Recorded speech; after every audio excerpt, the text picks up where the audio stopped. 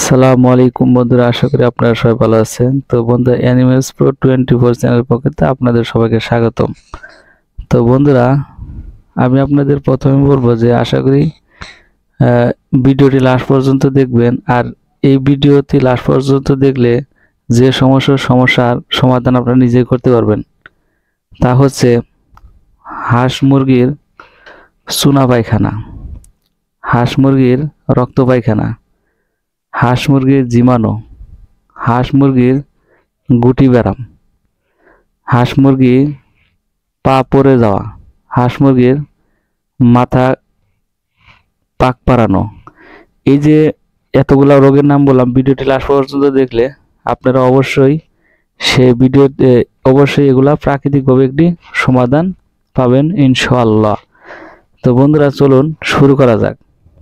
বন্ধুরা, আমাদের মানুষের শরীরে যেমন জ্বর আসে, হাঁস মুরগির শরীরেও কিন্তু তেমনিভাবে জ্বর আসে, কিন্তু তাদের জ্বরটা এই শীতকালে একটু ভিন্ন রকমভাবে আসে। অর্থাৎ গরমকালে হাঁস মুরগিতে জ্বর আসলেও তারা সেটা রিকভার করতে পারে তাদের শরীরের অ্যান্টিবডির মাধ্যমে, কিন্তু এই শীতকালে যদি হাঁস মুরগির শরীরে জ্বর আসে, এই জ্বরটাকে তারা রিকভারি করতে পারে না।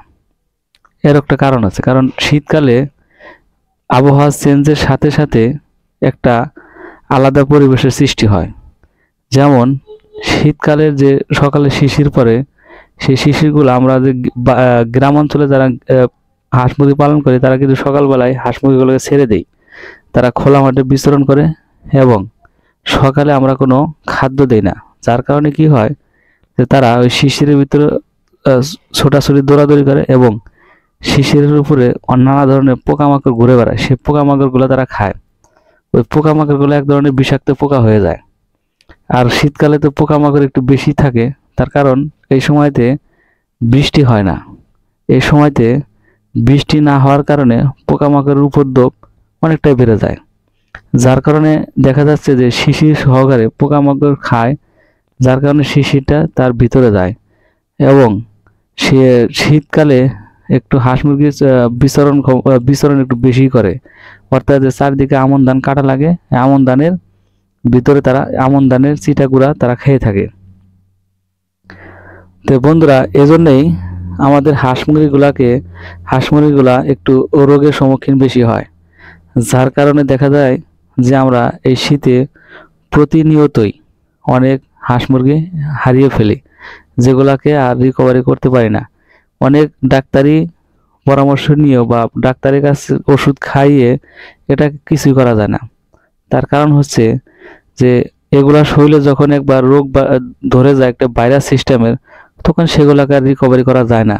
সেগুলো একটাকে ধরলে পুরো খামারটাকে নষ্ট করে দেয় একটা ভাইরাস।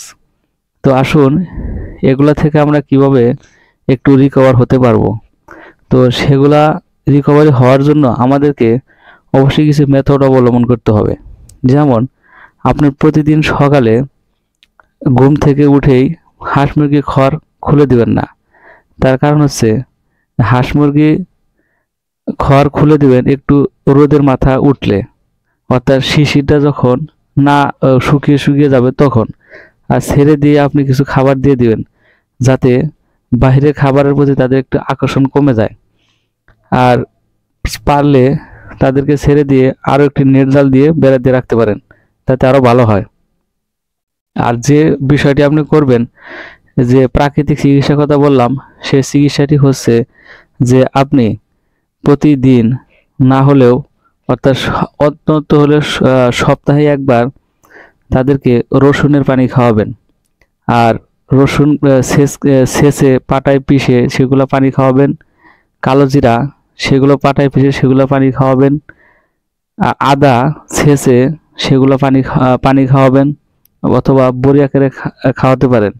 আমি মনে করি আদা, রসুন, কালো জিরা, এই তিনটি মেথড যদি আপনি অবলম্বন করেন, তাহলে আশা করি হাঁস মুরগির শরীর থেকে সমস্ত প্রকারের জ্বর এবং তাদের রোগবালাই একটু দূরে থাকবে, আর আপনার মুরগিগুলো অনেক সুস্থ থাকবে।